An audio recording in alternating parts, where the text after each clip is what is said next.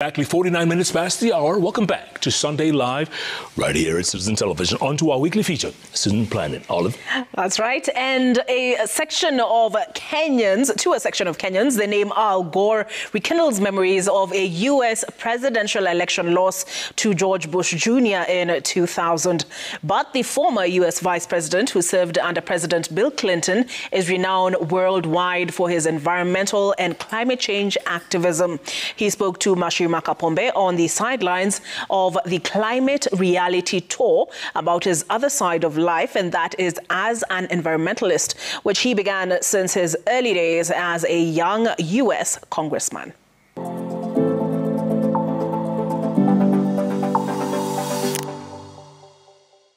He has been at the forefront for decades, calling for action on climate change. An environmentalist, former U.S. Vice President, U.S. Senator, Congressman, Chair and founder of the Climate Reality Project, Albert Arnold Gore Jr., Al Gore. He's here with us in Kenya. Thank you so much. Asante. It's a privilege to have you with us on Citizen TV Kenya. Now, you've been speaking about climate change for decades when people didn't believe it. When people made a mockery out of your presentations, you produced an award-winning documentary, The Inconvenient Truth, and its sequel. Talk to us about progress from then, when you started, the Paris Agreement, and now with the Climate Reality Tour. Well, there's an old cliche that you're well aware of. There's good news and bad news. The bad news is that we have seen the climate crisis get worse, and we're still putting 175 million tons of heat-trapping pollution into the sky every day, using the sky as an open sewer. And that's trapping so much heat that the temperatures have been going up. The water cycle is disrupted. The droughts are much worse and more frequent now. And so much water is evaporating from the oceans into the sky that we're getting these enormous downpours that the scientists are calling rain bombs now, causing floods of the kind that Kenya, for example, has had to deal with in the last few years, and much worse than in the past. But there is good news as well.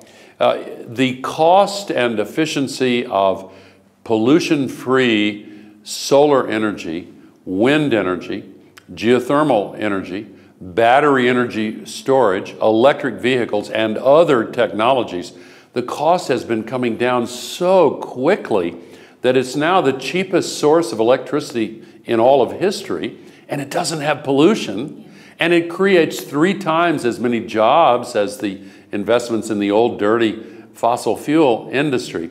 So the one ingredient that we need more of is political will, the determination all over the world to speed up this transition away from the global warming pollution that's caused by coal and gas and oil and petrol-powered vehicles, and toward the clean energy that is now beginning to dominate the future, but we need to make this change much more quickly. Yeah.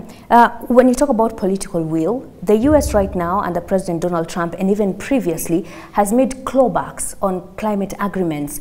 Can the U.S. take leadership in such a conversation that you're very passionate about? Well, it's an excellent question, and as an American, I am embarrassed that my country has elected a person like our new president who doesn't believe in science and who uses falsehoods as a part of his politics. It's unfortunate. But I will remind you that during the 4 years that he was president the last time, solar energy doubled, coal went down, electric vehicles expanded. Why was there so much progress, even though when he was president he tried to slow it down? It's because the technology is proving itself. I sometimes use a visual image. There is a big wheel turning in the right direction and some little wheels turning in the wrong direction.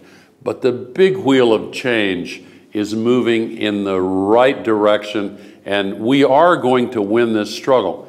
The remaining question is, whether we will win the struggle in time to avoid truly catastrophic consequences. We've already had very serious damage done. We can begin the long healing process if we summon the political will to make these policy changes as quickly as we must. And when you talk about renewable energy and the just transition, talk to us about why, as the costs go down, it's still unaffordable and inaccessible to many Africans and even in Kenya. Kenya has been one of the leaders in renewable energy, particularly with geothermal energy, and now with solar and wind. Some of the early arrangements that were made to finance it carried debt along with the investments that were made. I think that's part of the reason why the cost hasn't come down as quickly as it has in many other parts of the world. But solar energy, for example, is now by far the cheapest electricity in world history. And investments in new solar energy are going to provide cheaper electricity for Kenyans. So what's the space of private sector and philanthropy in growing solar energy in parts of the global south? In the world as a whole, private financing has been responsible for more than 80% of the money that has been spent building out solar and wind and the other sustainability technologies.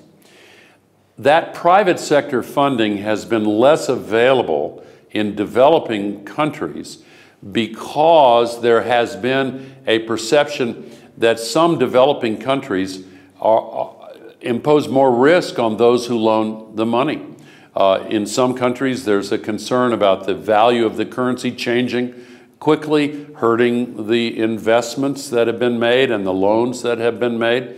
In some countries, there's even risk of access to courts and continuity of government, the rule of law. That's less of a concern in Kenya, but in many developing countries, that's the case. But actually, if you look at the real record of these loans being repaid, it's much better than what the Western institutions believe is the case. And the World Bank and other so-called multilateral development banks must do a better job in removing the extra risks so that the world investors will come and invest money in this sustainability transition in Africa.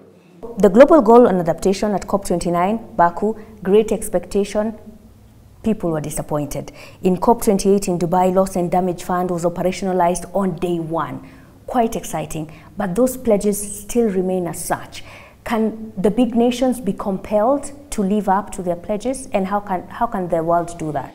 If I could compel them, I would. It's difficult to get money from one nation in the form of foreign aid to other nations, especially in the wake of the rapid globalization of the economy, when some of the voters in wealthy countries like the U.S.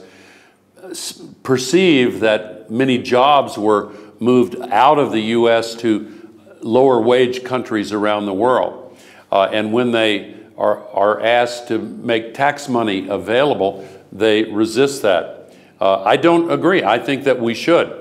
But again, the bulk of the money for the development of solar and wind and these other needed changes is going to come from the private sector. The pledges of government-to-government aid that were made in Dubai, in Baku, long before that in the Netherlands when in 2009 when the $100 billion pledge was made, those pledges should be met. They should be redeemed. But the political difficulty has complicated the task. Let's talk about human rights and the climate crisis. In your presentation earlier, you talked about the displacement in millions for people who are affected by climate disasters. Yet the current situation in the US with the visa bans on 11 countries, the immigration policies, how does that affect how the US relates with the world? Can the US do this alone? I disagree with Donald Trump's policies. I am in I'm outside my home country where the tradition says don't criticize your home government. I disagree with his policies, and I do criticize them. I think the U.S. should be providing more leadership. I think Europe and Japan and China and other wealthy nations should be providing more leadership for sure. And I think they should listen carefully to a lot of the young African activists who have learned the facts about the climate crisis, who understand the opportunities that come in solving the climate crisis.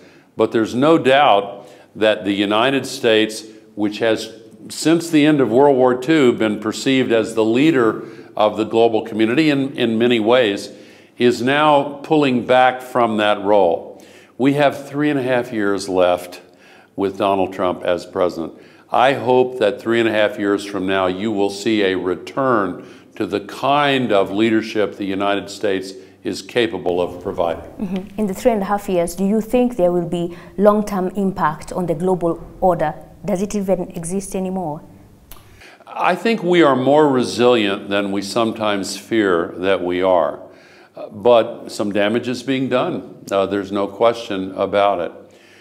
The United States by itself is responsible for 11% of the emissions. China's emissions are twice as large as the emissions from the US and Europe and India all combined. I expect you will see big changes in China, and I hope again, as soon as Donald Trump is no longer president, you will see big changes in the US as well. Okay, let's talk about carbon credits. Everybody's talking about it, and there's a lot of interest in turning African countries, especially into carbon sinks. Talk to us about how this can be done without exploiting local communities. Is it possible? I think technically it's possible, but the historical record is not encouraging. There have been many abuses.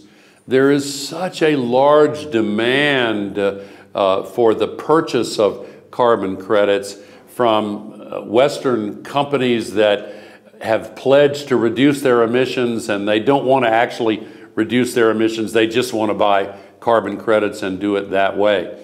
And the actual supply of carbon credits that have integrity, that really are based on genuine reductions in emissions and improvements to the environment, the supply of such high value, high integrity credits is much smaller than the demand.